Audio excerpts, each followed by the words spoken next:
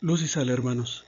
Sean todos ustedes bienvenidos a esta exposición de la lección número 23 de segundo grado, que se titula El bautismo y la vida eclesial. Como subtítulo, la vida cristiana es vida comunitaria. Esta es la tercera clase que le dedicamos al estudio del bautismo. Alguno de ustedes podría pensar que es demasiado tiempo el que le hemos dedicado, sin embargo, no es mucho. Realmente pocas veces conseguimos captar la enorme profundidad, la enorme importancia de lo que es, lo que representa, lo que significa y lo que vale el sacramento del bautismo. Estoy seguro que todos ustedes quizás tengan algún familiar, algún amigo, algún conocido que es de otra religión, es decir, que ya no es católico, que ha abandonado la fe católica. Yo también tengo conocidos, tengo familiares y les puedo decir que las personas o algunas personas, y no son pocas, que se salen de la Iglesia Católica y que se meten a una secta, regularmente están muy contentas.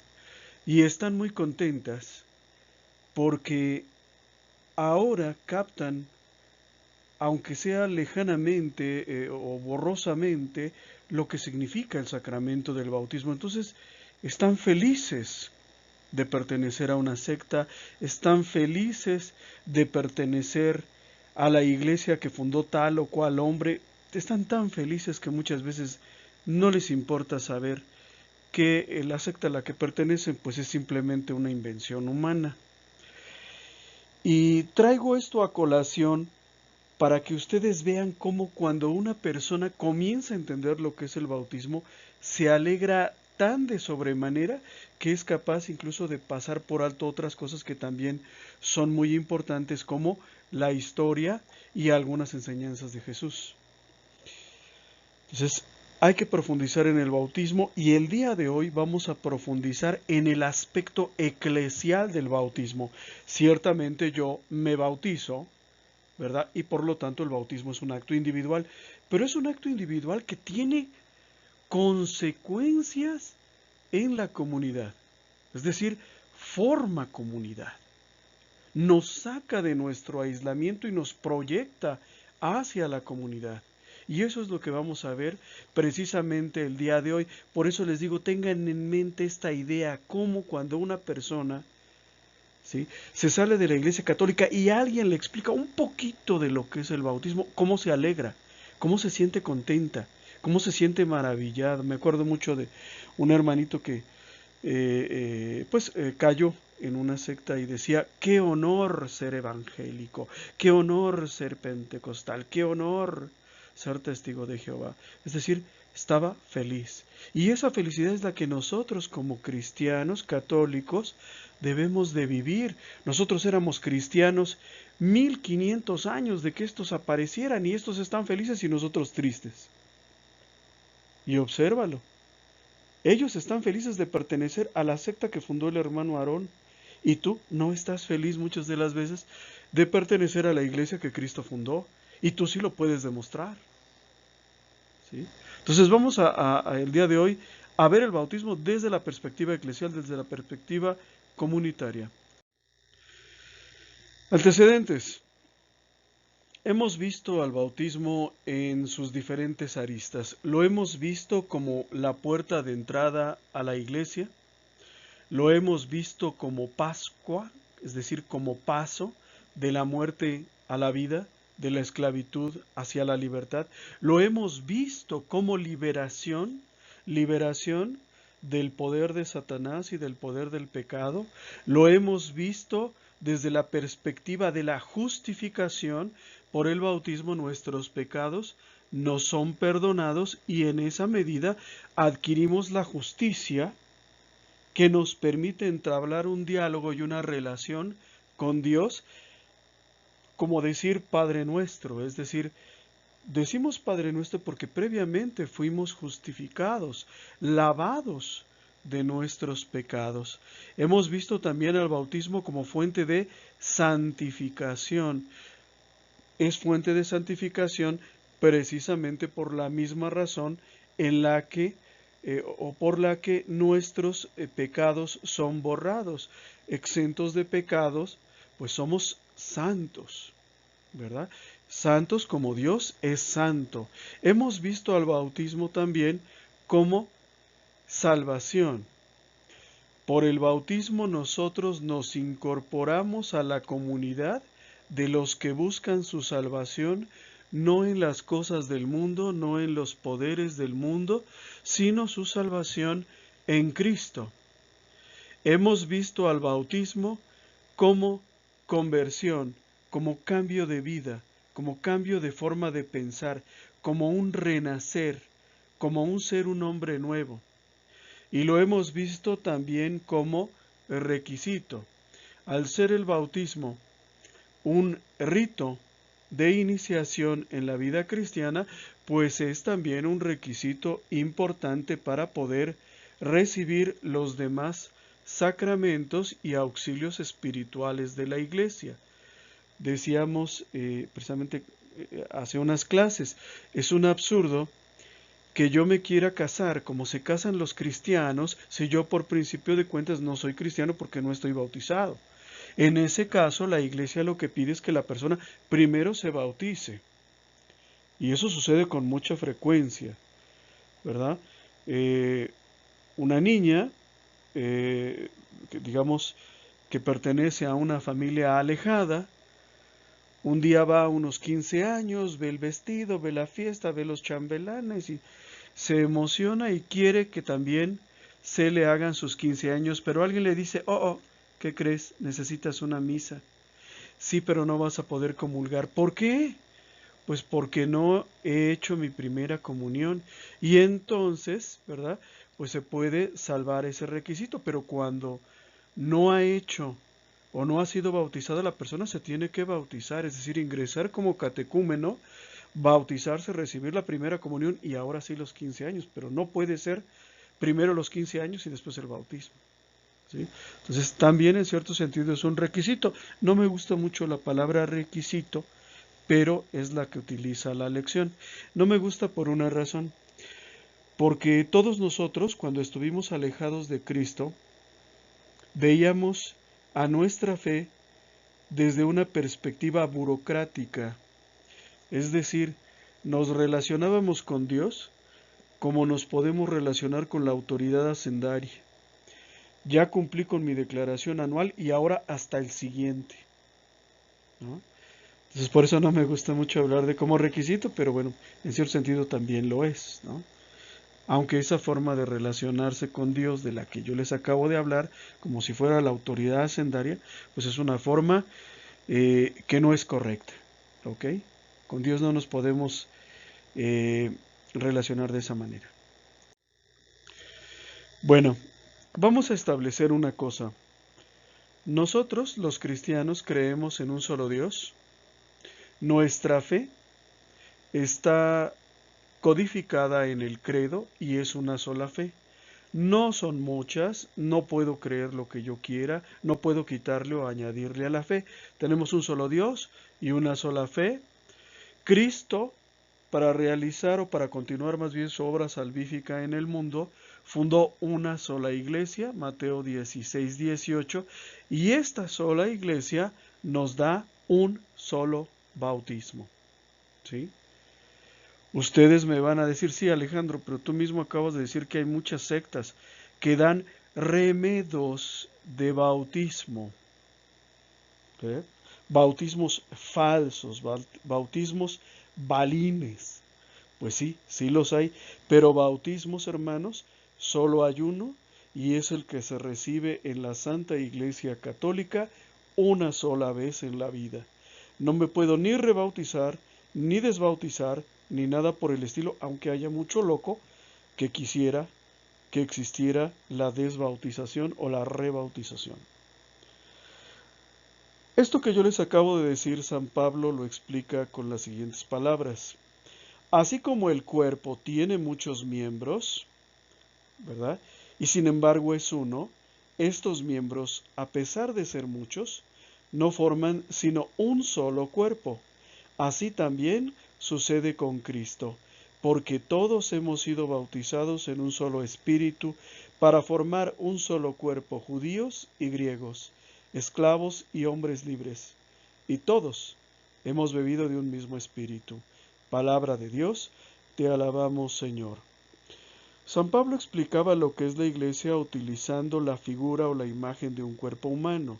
Un cuerpo humano tiene diferentes miembros, ¿verdad? Tiene una mano izquierda, una mano derecha, un ojo izquierdo, un ojo derecho, tiene una nariz que es diferente de una boca, tiene una pierna izquierda, una pierna derecha, tiene un corazón, tiene diferentes miembros y cada uno está especializado en hacer algo diferente. Pero todos esos miembros unidos no forman más que un solo cuerpo. El corazón no está fuera del cuerpo, no somos una mano gigantesca, ¿verdad? Sino que todos esos están unidos trabajando en armonía. Por eso San Pablo va a decir, así también sucede con Cristo. Y observen esa forma de decirlo. Así también sucede con Cristo. No dice, así también sucede con los seguidores de Cristo. O así también sucede con los que creen en Cristo. Dice, con Cristo. Porque nosotros, por nuestro bautismo, nos hemos hecho uno con Cristo. Por lo tanto, somos Cristo. ¿Sí? Nosotros somos Cristo. Ojalá y lo podamos entender. Ya les había yo dicho antes que, por ejemplo, cuando Saulo va camino de Damasco y se le aparece Cristo, Cristo no le dice, Saulo, ¿por qué persigues a los que creen en mí? ¿Por qué le haces daño a los que tienen fe en mí?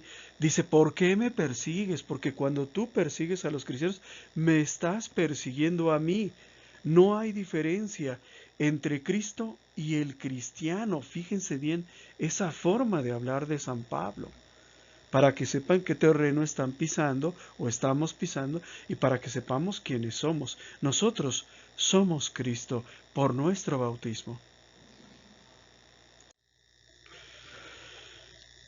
Las tres divinas personas, el Padre, el Hijo y el Espíritu Santo, están presentes en el bautismo y están presentes en el bautismo porque están presentes en todos los acontecimientos y hechos de la historia de la salvación que desembocan en el bautismo cristiano. El Padre, Dios Padre, nos creó, pero también fue Dios Padre quien tomó la iniciativa de nuestra salvación después del pecado original. El Hijo, Jesús, es el mediador entre el hombre y Dios. Jesús paga por el perdón de nuestros pecados con su preciosísima sangre en la cruz, obrando de esta manera nuestra redención. Y el Espíritu Santo está presente en el bautismo como realizador, es decir, como dador de la nueva vida en Cristo, y como vivificador, es decir, como el que nos llama de la muerte del pecado a la nueva vida en Cristo. Esa nueva vida en Cristo, la vida eterna que recibimos en el bautismo, es una aportación del Espíritu Santo. Y observen ustedes una cosa, nada puede hacer el hombre, nada podemos hacer para merecer ser llamados hijos de Dios. El bautismo es un don, un regalo gratuito de Dios. Dios nos lo da. No es que yo sea tan bueno, pero tan bueno, que merezca que ustedes me llamen hijo de Dios. O que los papás de ese niño que a lo mejor ahorita se está bautizando sean tan buenos, pero tan buenos, que hayan conseguido arrancarle a Dios ese título. No hay nada que podamos hacer para ganarlo. Dios nos lo regala. ¿Sí? Y es un regalo precioso. Desafortunadamente también debo decir que muchas veces cuando algo se regala, pues no se valora, ¿no? Bueno, donde yo trabajo hay muchos juniors, sí saben lo que es un junior, ¿no? Es decir, un chico, un joven de la clase alta, al cual su papi va y le compra un coche, ¿verdad? El mejor que haya. Pero como a él no le costó nada y se lo dieron gratis, pues el chamaco va y se estampa en un poste y ahí queda el BMW que tal vez costó 800,000 o 1,000,000 de pesos mexicanos. ¿Por qué lo echa a perder de esa manera? ¿Por qué no lo cuida? ¿Por qué no lo valora? Pues porque no le costó, se lo regalaron. Y a veces sucede con nuestro bautismo cristiano algo parecido a eso, ¿no? Como nos lo regalaron, pues no lo valoramos. Y llega por ahí un fantoche, llega un farsante, llega un charlatán y nos dice, ¿qué crees? Que no estás bautizado porque a ti tus padres te bautizaron desde chiquito. Por lo tanto, vente porque yo te voy a bautizar. Y nosotros decimos, ay, sí, sí, porque no estoy bautizado. Dice la canción de Ricardo Arjona, me bautizaron cuando tenía 3 meses y a mí no me invitaron, dando a entender de que yo no me bauticé, ellos me bautizaron. No valoramos el regalo y el mundo nos invita a no valorar el regalo, a no aceptarlo, ¿sí? Pero el bautismo es un regalo precioso y un regalo maravilloso, como hemos visto. Vamos a ver ¿cómo se da la incorporación de los hombres al cuerpo místico de Cristo? ¿Cómo es que yo dejo de ser una entidad individual, un hombre aislado, para pasar a formar parte de una comunidad, de una iglesia, del cuerpo místico de Cristo? Primero habíamos dicho que San Pablo hace una comparación, una similitud entre el cuerpo del ser humano y el cuerpo místico de Cristo que es la iglesia. Y San Pablo resalta 3 factores. La variedad de los miembros, decíamos, hay una mano izquierda y una mano derecha, no es la misma, son dos diferentes. Hay una nariz y una boca, no es la misma, no sirven para lo mismo y no hacen lo mismo, ¿verdad? Hay una variedad, pero también hay una armonía. ¿Por qué? Porque trabajan las dos, o trabajan más bien todos nuestros miembros de una manera armónica. Trabajan al mismo tiempo y en un mismo sentido. No pasa lo que dicen, no sé si se acuerdan de la caricatura de la Pantera Rosa, ¿verdad? Cuando un mago la corta por la mitad y el tronco va hacia la derecha y los pies hacia la izquierda. Eso no pasa. ¿Sí me entienden? Hay armonía. ¿Y por qué hay armonía? Porque hay unidad. Porque todos forman un solo cuerpo. En el cuerpo entonces se armonizan de manera maravillosa la unidad y la variedad. No son los mismos órganos, pero todos trabajan unidos y como decía San Pablo, así también sucede con Cristo. Cristo también es variedad, armonía y unidad. Volteen a ver a sus hermanos y se van a dar cuenta de que hay variedad.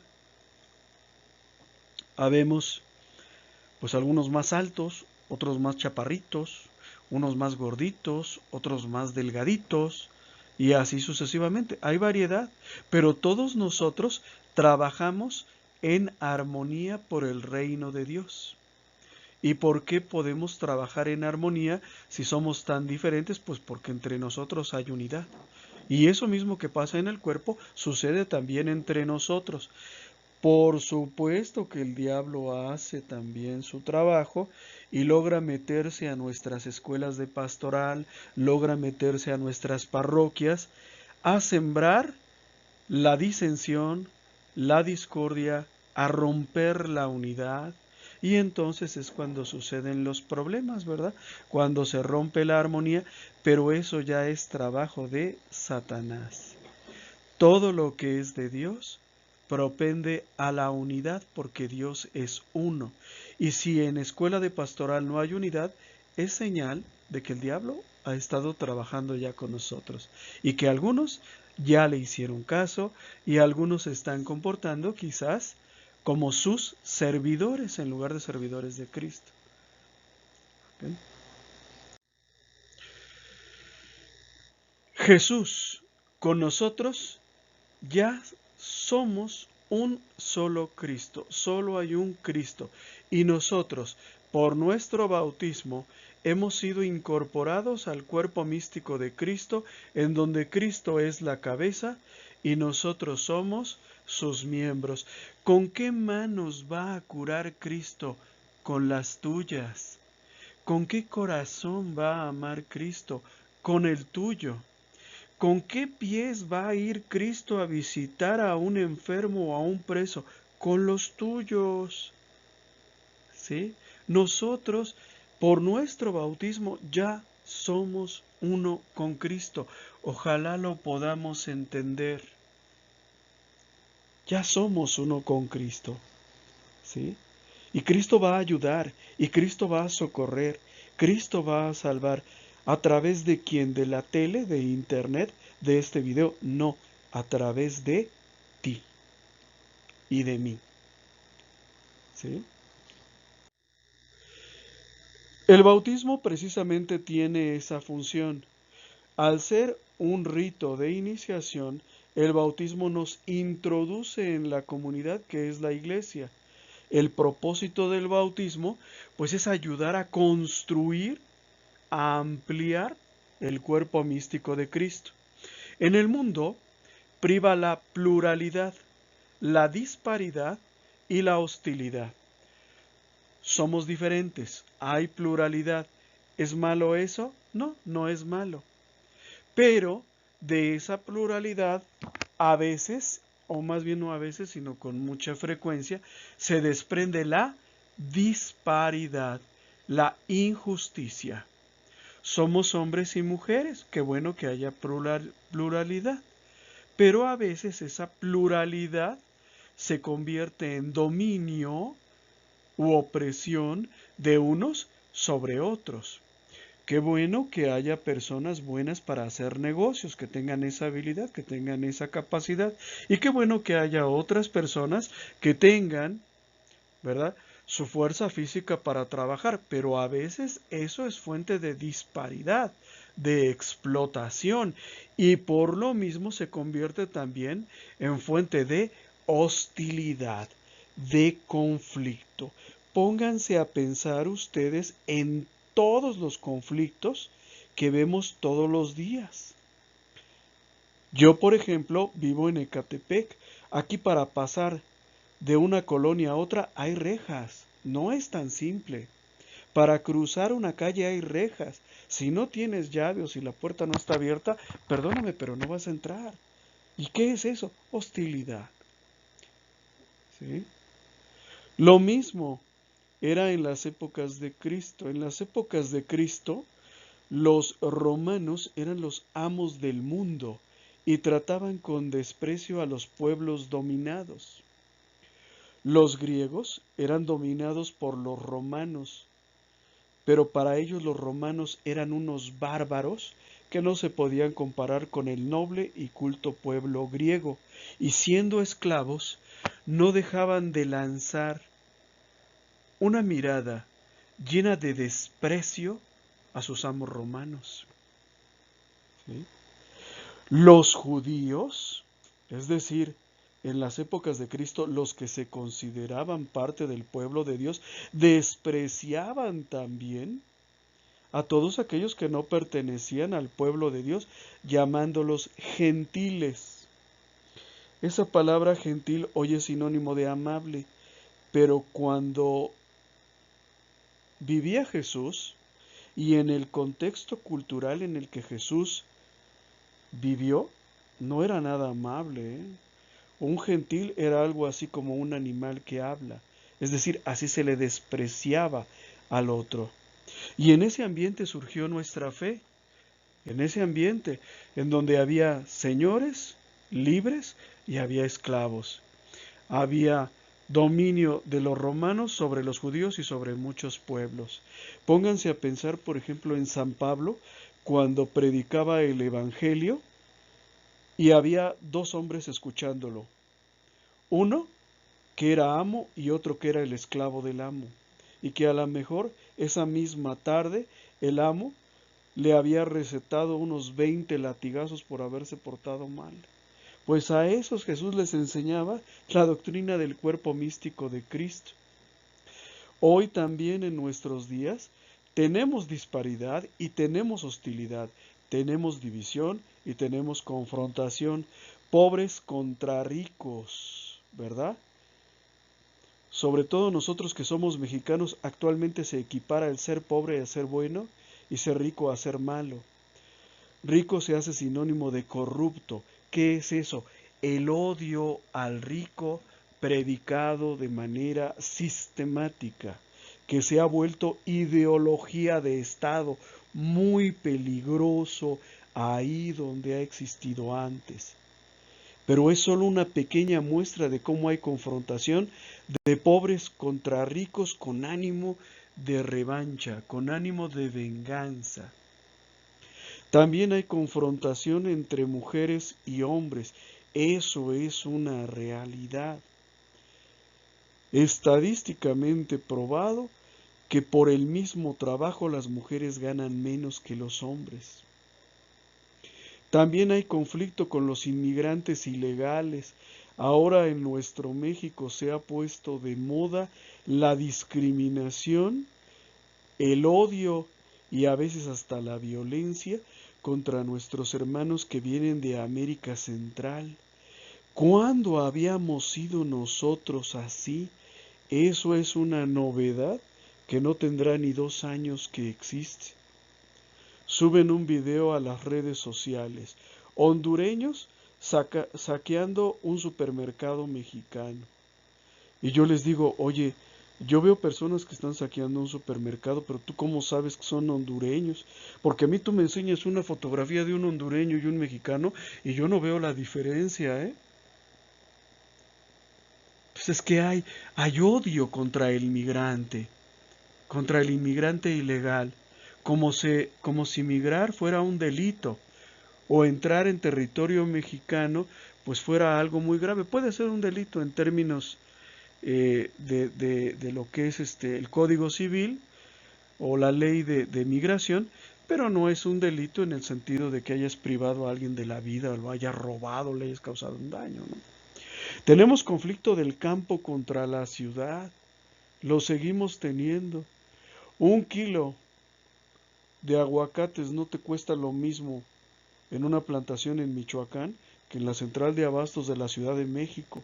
Si allá cuesta 5, aquí cuesta 20. ¿Dónde quedaron los otros 15? Conflicto, ¿verdad? Conflicto. Nación contra nación, hermanos. Hace solo unos días estuvimos a punto de vivir una guerra entre Irán y los Estados Unidos. Y eso es grave. Es grave primero por las injusticias que suelen cometer los estadounidenses en sus guerras, utilizando armamento nuclear limitado. Y es grave porque también los otros tienen, ¿no? Entonces, seguimos viviendo en un mundo en el que impera la disparidad y la hostilidad, pero, bendito sea Dios, nosotros hemos recibido esa gracia del bautismo, que es lo que nos unifica, lo que nos convierte en uno solo.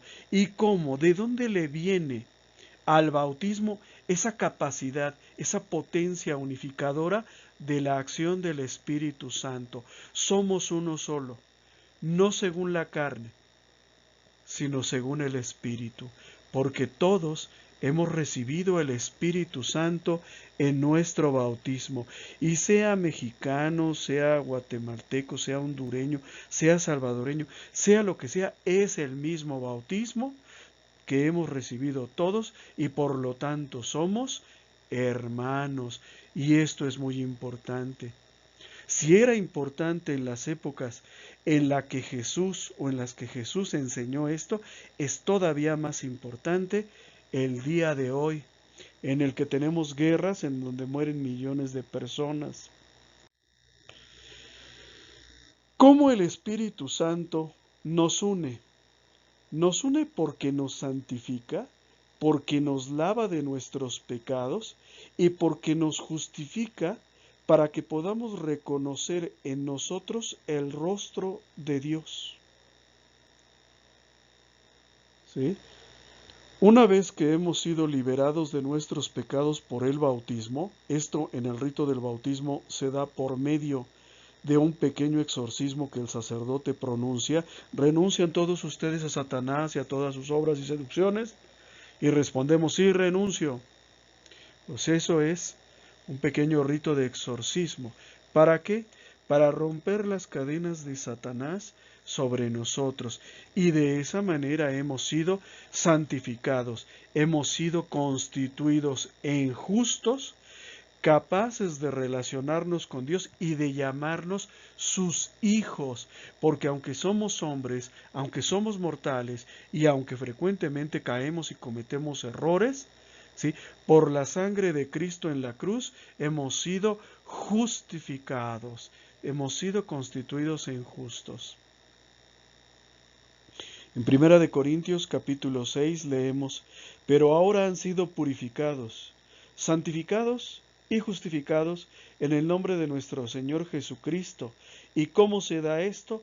Por el Espíritu de nuestro Dios. ¿Sí? El Espíritu Santo es el que nos santifica y nos justifica para que seamos hijos de Dios y para que seamos un solo pueblo. En la carta a Tito capítulo 3, San Pablo dice también, pues no fue asunto de las obras buenas que hubiéramos hecho, sino de la misericordia que nos tuvo. Él, o sea Jesús, nos salvó por el bautismo que nos hace renacer y derramó sobre nosotros por Cristo Jesús, nuestro Salvador, el Espíritu Santo que nos renueva. Entonces, por el Espíritu Santo que nos dio Cristo, es que nosotros hemos sido renovados. Y de esa manera es que nosotros, al recibir el bautismo, hemos quedado santificados y justificados. El Espíritu actúa para fundirnos, ¿verdad?, en un solo Espíritu. Y de esa manera ya somos uno solo. Es algo que a veces uno no puede ver, o más bien lo ves, pero no lo captas. A mí me gusta mucho presentar este tipo de imágenes porque regularmente los católicos, como ya hemos sido bastante manipulados, ya estamos muy alienados, a veces creemos sin cuestionar la leyenda negra de la conquista española y nos hacen creer que fue un genocidio, que fue una invasión, que fue no sé qué, que fue una violación masiva. La verdad es que no fue así, hermanitos.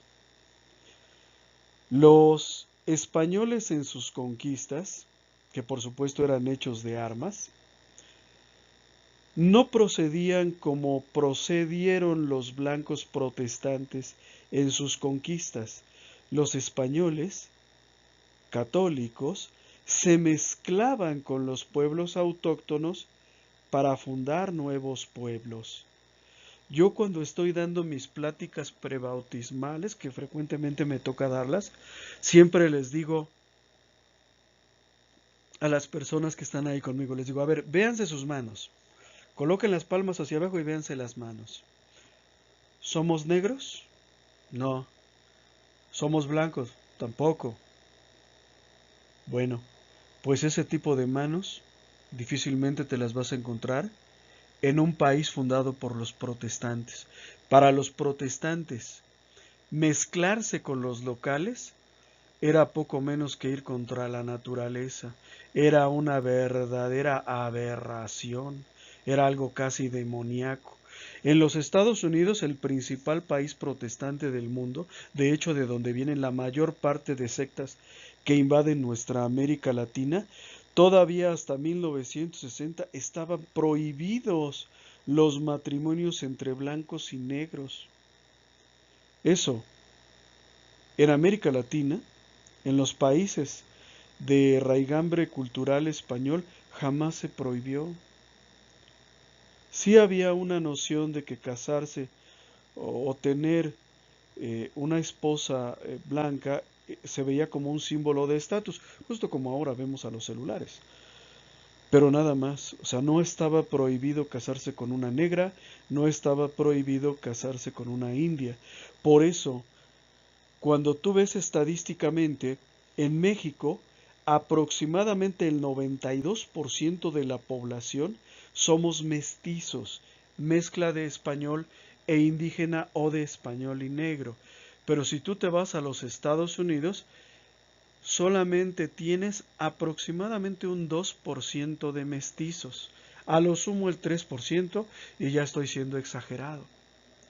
¿Qué te quiero decir con todo eso? ¿Por qué te digo todo este choro? Que a lo mejor pues tú no te interesa.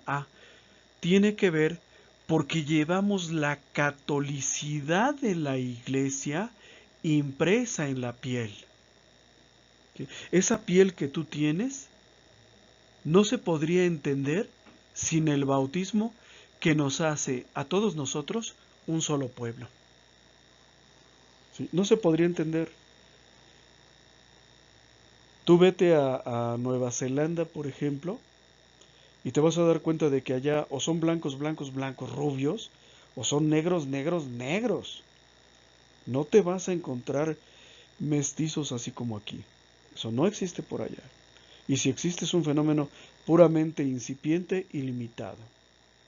¿Sí? Entonces valoren lo que han recibido, agradézcanlo y sobre todo profundicen en su propia historia, eso siempre se los he dicho. El Espíritu Santo es el alma o principio vital del cuerpo místico de Cristo. Si la iglesia es un cuerpo vivo, ¿verdad? Pues necesita un alma que lo vivifique. ¿Qué le pasa al cuerpo cuando ya no tiene alma? Sobreviene la muerte.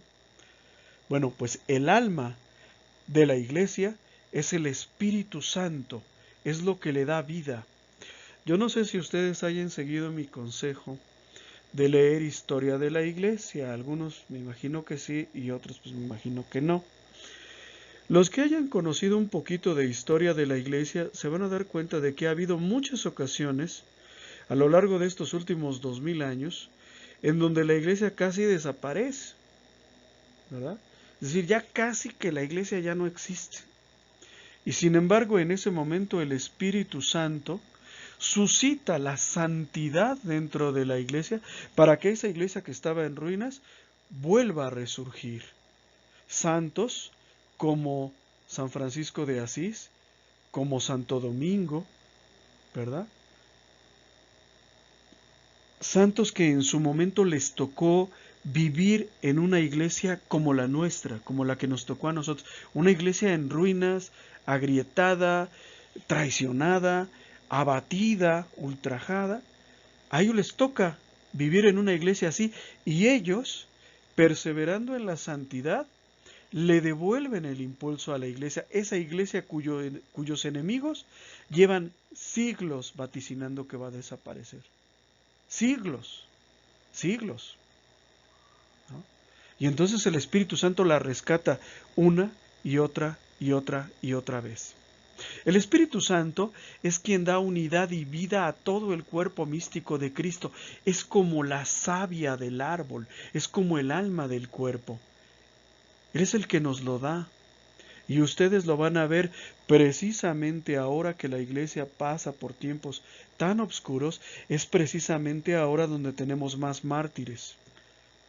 Precisamente en un momento como este, en el que tantos católicos han tomado la decisión de traicionar a Cristo negando su doctrina o negando sus sacramentos o negando a su iglesia, precisamente en este momento surgen personas que defienden a la iglesia, que defienden a los sacramentos, que se proponen vivir una vida según el corazón de Cristo, que se proponen defender la sana doctrina.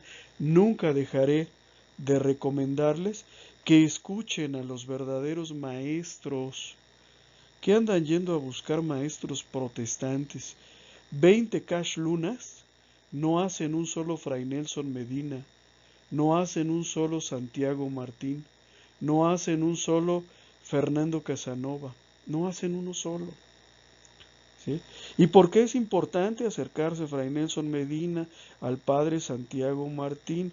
¿Por qué es importante? Pues porque ellos defienden la sana doctrina en una época en la que laicos, sacerdotes y obispos hacen cuanto está de su parte para traicionar a Cristo.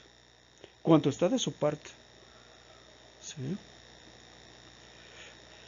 Pero bueno, retornamos a nuestro tema. El Espíritu Santo es el que nos da unidad y vida. En 1 Corintios capítulo 12, San Pablo nos dice: porque todos hemos sido bautizados en un solo espíritu para formar un solo cuerpo, judíos y griegos, esclavos y hombres libres, y todos hemos bebido de un mismo espíritu, del Espíritu Santo. Hay tres motivaciones o tres efectos, si lo quieren ver así, que produce el Espíritu Santo en nosotros por medio del bautismo. Primero, por el bautismo, somos constituidos en hijos de Dios. Somos más bien regenerados a nuestra dignidad original de hijos de Dios. Por el bautismo también nos hacemos parte del pueblo de Dios. Nos hacemos hijos de Abraham, nuestro padre según la fe y no según la carne. Abraham es llamado padre de los creyentes porque fue el primero que tuvo fe. Tú y yo también tenemos fe en Cristo y en su resurrección y en nuestra resurrección. Por lo tanto, ¿verdad? Pues nos volvemos parte de esa progenie, de esa descendencia de Abraham, porque también tenemos fe. De esa manera, ¿verdad? A partir del bautismo, Cristo anula toda diferencia que hay o que pueda llegar a haber entre los hombres.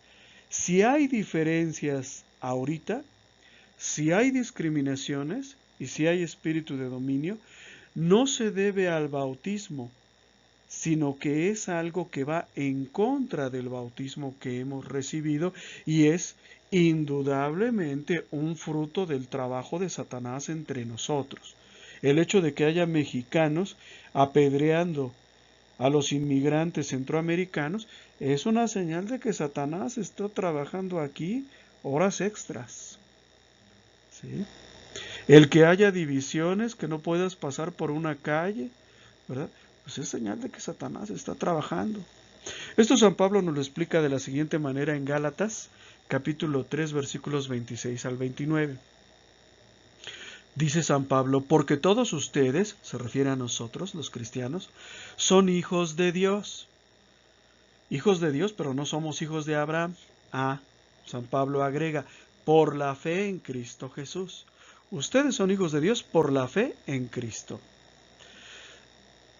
Ya que todos ustedes que fueron bautizados en Cristo se han revestido de Cristo, se han incorporado a Cristo, se han hecho uno con Cristo.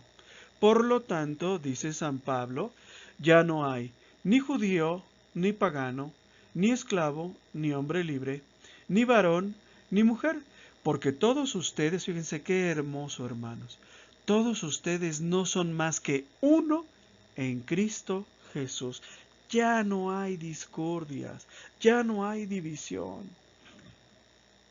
¿Sí? El Espíritu Santo une lo que el pecado desunió. El pecado provoca división. ¿Quién es el autor del pecado? El diablo. La palabra diablo viene del griego diabolos, que significa el que divide, el que confronta, el que crea confrontación más bien.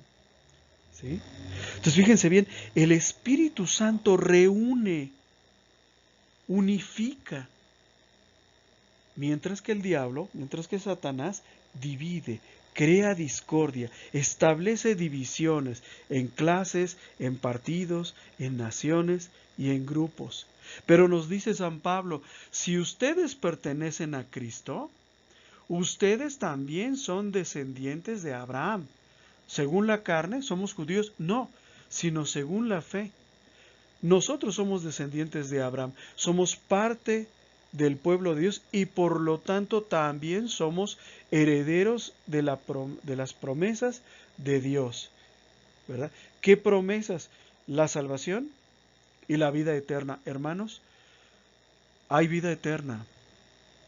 Yo sé que hay muchos por ahí diciendo que no hay vida eterna, que no hay ni cielo ni infierno, pero es verdad de fe que Jesús nos enseñó de que hay vida eterna, ¿sí? Y esa vida eterna es para nosotros, nos está esperando, es parte de la promesa de Cristo. ¿Sí? ¿Y por qué sin ser judíos podemos acceder a esa promesa por el bautismo?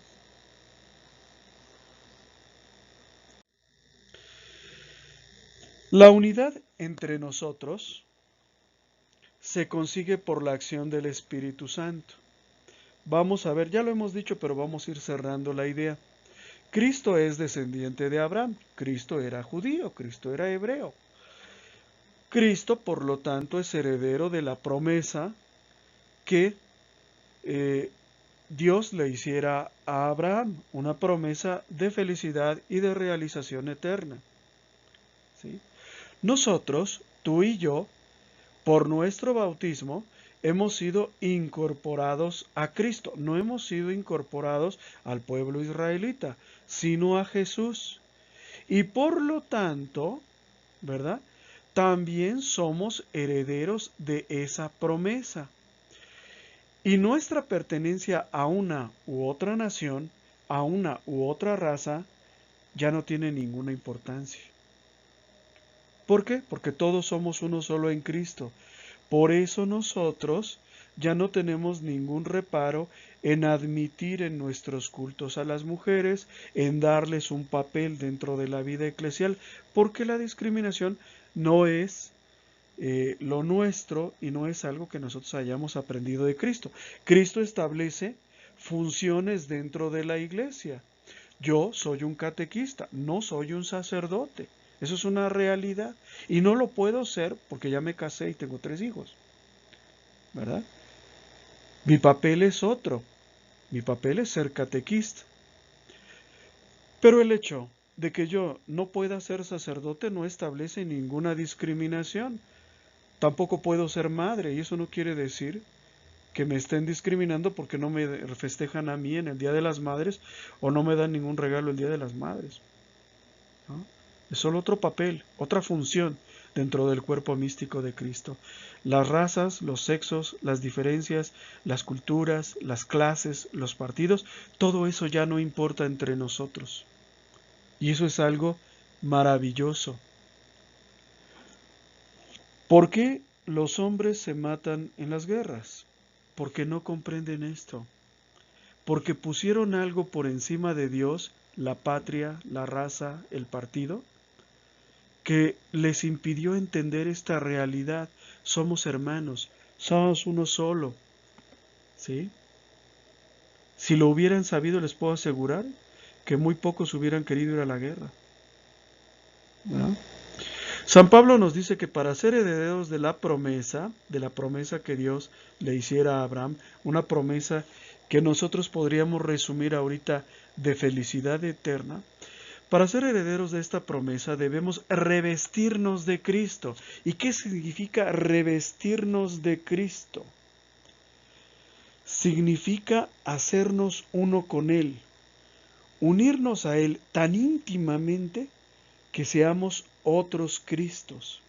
Y esto solo se logra por medio de la lectura de su palabra, con ánimo de comprenderla y de vivirla. Hermanos, ya se los he dicho muchas veces, sé que a veces soy muy repetitivo y molesto, pero lean la Biblia, para que no llegue un charlatán un día a tu parroquia y les diga que no hay infierno, que no hay vida eterna, que ya no hay pecado, que todo se vale.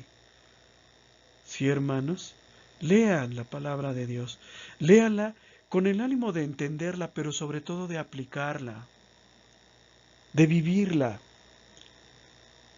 También para unirnos a Cristo necesitamos la Santa Eucaristía, necesitamos literalmente comer a Cristo, alimentarnos de Cristo. En la Santa Eucaristía recibimos a Jesús. Entonces nos tenemos que unir así, al grado de que nos lo comemos y está dentro de nosotros. Frecuenten la Eucaristía, enseñen a sus alumnos en escuela de pastoral a que la Eucaristía es lo más importante, a que la frecuenten, Qué pena que haya hermanos de cuarto, quinto, onceavo, doceavo de pastoral que no comulgan. Es decir, que siguen viviendo en pecado mortal o que prefieren el pecado a la salvación de Cristo. Digo, de un hermano de primero, pues lo entiendo, ¿no? Para él, la doctrina cristiana es una novedad, pero para nosotros ya no es novedad, ¿sí? Entonces, la Eucaristía es muy importante. También tenemos que aprender a vivir el amor de Cristo, y el amor de Cristo no es nada más un sentimiento. El amor se traduce en servicio. Ayuden en su parroquia, ayuden a su párroco. Si tú ves que algo está mal, que las lámparas no funcionan, pues tú cámbialas, hermano. Si tú crees que hace falta una pastoral en algún renglón específico, iníciala. Si tú crees, ¿verdad? O si tú has visto, el Espíritu Santo te ha revelado algo que se necesita, hermano, hazlo. El amor se manifiesta por medio de obras concretas, por medio del servicio. ¿Sí? Que yo diga, no, mira, la lección, le falta esta parte o le falta aquella, complétala, hermano, estúdiala. Y si algo hace falta, complementalo. Lo que yo estoy haciendo ahorita es complementárselos, ¿no? Esto no lo dice, por ejemplo, en la lección. Y por último, muy importante, la oración. No dejemos de hacer oración. No lo veamos como algo opcional, sino como algo vital, algo necesario, que tengo que hacer todos los días. Comulgar en todas las misas. Servir en la medida de lo que yo puedo. Solo soy bueno para explicar. Bueno, pues lo voy a poner a disposición de mis hermanos. Bueno, pues yo soy bueno para cantar. Pues formen un coro, formen un grupo. ¿Sí? Sirvan. Únanse a Cristo. Y unirse a Cristo no es nada más algo poético, ¿no? Sino que es algo real. Vamos a ver ahora el bautismo como representación simbólica de la muerte y resurrección de Cristo. En la carta a los Romanos capítulo 6, San Pablo nos dice, ¿no saben ustedes que todos fuimos bautizados en Cristo Jesús por su muerte? Por el bautismo fuimos sepultados con Él en la muerte, para que así como Cristo resucitó por la gloria del Padre, también nosotros llevemos una vida nueva. Porque si nos hemos identificado, hecho uno, con Cristo, por una muerte semejante a la suya, también nos identificaremos con Él en la resurrección. Bautizarse, eso lo habíamos dicho hace un par de clases, bautizarse es un morir místico al pecado para resucitar junto con Cristo como una nueva criatura, limpia ya de todo pecado. Entonces, bautizarse implica vivir una nueva vida, la vida eterna, la vida de Cristo, la vida según Cristo, la vida en Cristo y para Cristo. Morir en Cristo por el bautismo, pues podemos pensar que es como hablar bonito, ¿no? Como un lenguaje político, en donde se oye bonito, pero no significa nada, y no, tiene un significado, mis hermanos. Morir en Cristo por el bautismo significa dejar de existir para todo aquello que no sea Cristo. ¿Y esto qué significa o qué implica? Primero implica una subversión, un cambio completo de los afectos. Es en el corazón del hombre donde el hombre se decide en favor de Dios o contra Dios. ¿Sí? ¿A quién amo más? ¿A mi esposa o a Dios? ¿A mi hijo o a Dios? Llega el domingo, son las 8 de la mañana y les digo vamos a misa. Y mis hijos dicen, no, ¿qué hago? ¿Me quedo con ellos para acompañarlos? ¿Renuncio a ir a misa para estar con ellos? No, primero es Dios. Aunque mis hijos no vayan a misa, yo tengo que ir porque yo amo a Cristo. ¿Amo a mis hijos? Sí, pero amo más a Cristo. ¿Que me consideren un padre de familia horrible por hacer eso? Claro, pero yo amo a Cristo. ¿Sí? Morir en Cristo también significa tener o adquirir una nueva forma de pensar, desaprender los conceptos que el mundo nos ha enseñado y reaprender los conceptos que Cristo nos enseñó.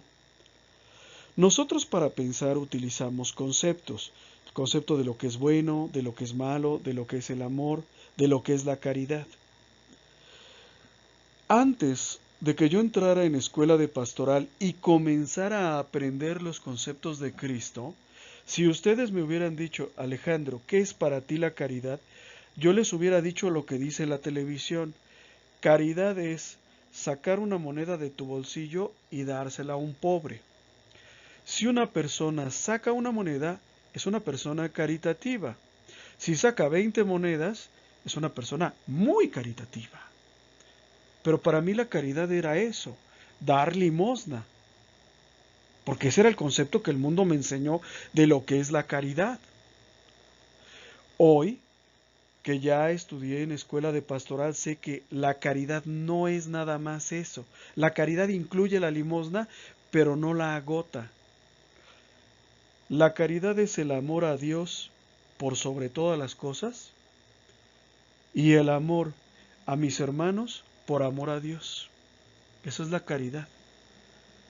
¿Incluye dar limosna? Sí, pero también incluye aconsejar, proteger, cuidar, defender. Entonces yo tuve que abandonar mi concepto de caridad para aprenderme el de Cristo. Lo mismo sucede con el concepto de amor.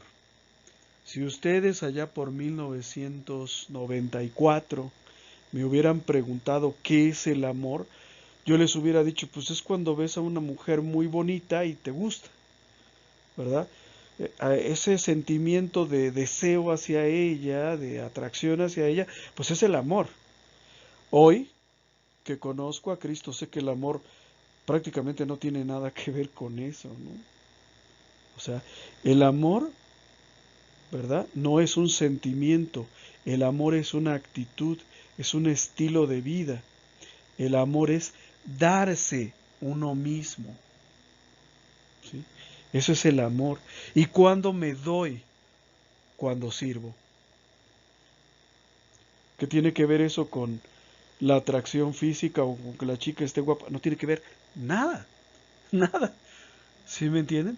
Entonces yo tuve que desaprender los conceptos del mundo para reaprender los conceptos de Cristo.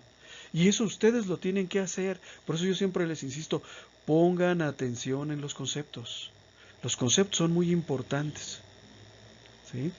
Y por último, adoptar una nueva forma de vivir y de relacionarnos con los demás, ¿sí?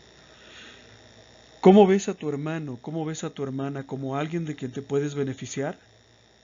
¿Como un amigo o una amiga de ocasión? ¿Como un objeto para tu disfrute?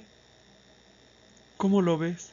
Bueno, pues Cristo nos enseña a relacionarnos entre nosotros de una manera diferente. ¿Por qué no sucede así a veces entre nuestras familias o en nuestras comunidades o nuestras parroquias? Pues porque no hemos renunciado a nuestra antigua forma de vivir. ¿Y cómo era nuestra antigua forma de vivir? A mí el que me la hace me la paga, ¿sí? Vengo aquí a ver qué provecho saco. Yo recuerdo cuando entré a escuela de pastoral, había personas que me decían, ¿otra vez vas a pastoral? Y decía, sí, tengo que ir cada domingo. ¿Y cuánto te pagan? Es que no puedes entender que hay cosas que no te las pagan, ¿no?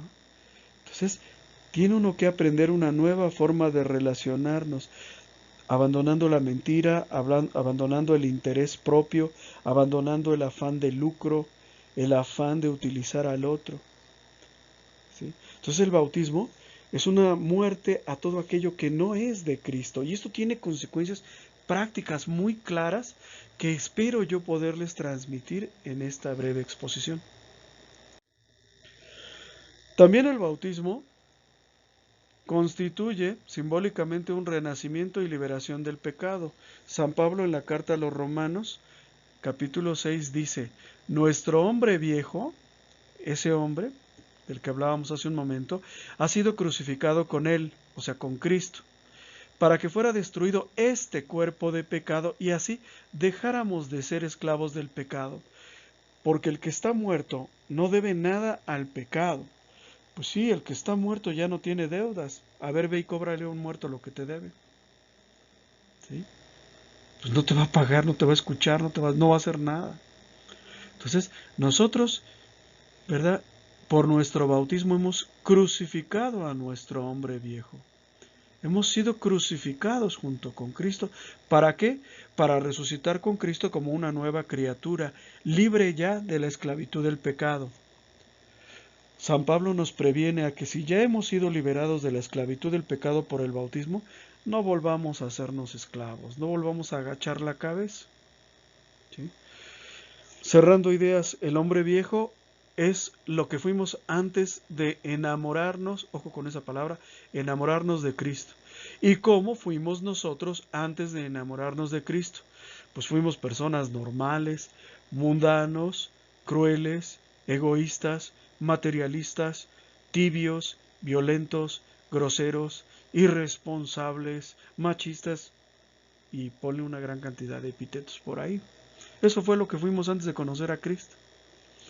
Crucificar a nuestro hombre viejo significa también ser libres, romper las cadenas de Satanás y comenzar a caminar en libertad, comenzar a caminar de la mano de Jesús. Ya me quité la cadena que Satanás me había colocado alrededor del cuello, ahora tengo que ser libre, y ser libre es caminar de la mano de Cristo. Ser libre no quiere decir hacer lo que me plazca, lo que yo quiera. Ahorita quiero drogarme, voy a ir a drogarme. O quiero ir a ser adúltero y voy a ir a hacerlo. No, ser libre quiere decir caminar de la mano de Cristo, dejarse guiar por Cristo. Quitarme yo la corona y dársela a Cristo para que sea Él el que gobierne el timón de mi vida, el que se lleve el volante.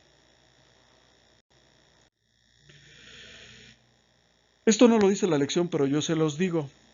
Los hermanos separados frecuentemente nos critican porque fuimos bautizados cuando éramos muy pequeños. Por eso nos invitan a que sacrílegamente nos volvamos a rebautizar tantas veces como sectas conozcamos. Hay una ocasión a lo largo del año litúrgico en que nosotros los católicos renovamos nuestros compromisos bautismales. Eso es en la vigilia pascual, el sábado santo, lo que algunos llaman el sábado de gloria. Ese día por la noche se realiza una misa muy hermosa en donde nosotros renovamos nuestras promesas bautismales y el Padre pregunta nuevamente cómo fue nuestro bautismo. ¿Renuncian ustedes a Satanás y a todas sus obras y seducciones? Y yo respondo, sí, renuncio. Ya no es otro, ya no es mi padrino ni mi padre el que responde por mí, ahora respondo yo. ¿Sí? Y sería bueno que todos ustedes procurasen participar de la vigilia pascual en Semana Santa. Les repito, el sábado santo o sábado de gloria, como lo quieran llamar. Vamos a hacer ahora una serie de reflexiones personales. ¿Había yo antes contemplado tanta maravilla en el bautismo? ¿Seré capaz de mantenerme empapado de Cristo y de su gracia desde hoy para ser consorte suyo hasta la eternidad? La devoción y consagración activa al Espíritu Santo son la mejor garantía de nuestra participación en la vida de la Iglesia. Resolución. Nos ponemos todos de pie y decimos, fuerte y claro, viviré en adelante una vida consciente de mi inserción en la Iglesia. Amará mi ser, este ser Iglesia con mis hermanos, y contemplará mi inteligencia el misterio que esa vida es. Muchas gracias, hermanos. Dios los bendiga. Hasta aquí nuestro tema. Reflexionenlo, lean su lección, lean el Catecismo de la Iglesia Católica, que también nos da un panorama mucho mejor, me diría yo, de lo que es el sacramento del bautismo, para que lo valoremos y más que lo valoremos, que lo vivamos. ¿Sí? Que Dios los bendiga. Nos vemos la próxima semana en el nombre del Padre, del Hijo y del Espíritu Santo. Amén.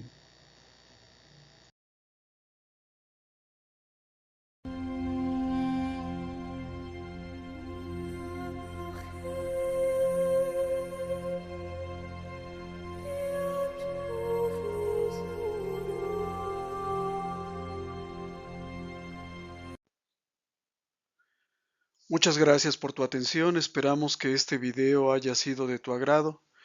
Nuestro trabajo se mantiene gracias a las aportaciones de amigos y benefactores. Si nace de tu corazón hacer alguna aportación y tienes posibilidad de hacerlo, aquí te dejo mis datos bancarios. Si no puedes hacer alguna aportación, con una oración es más que suficiente. Que Dios te bendiga y muchas gracias.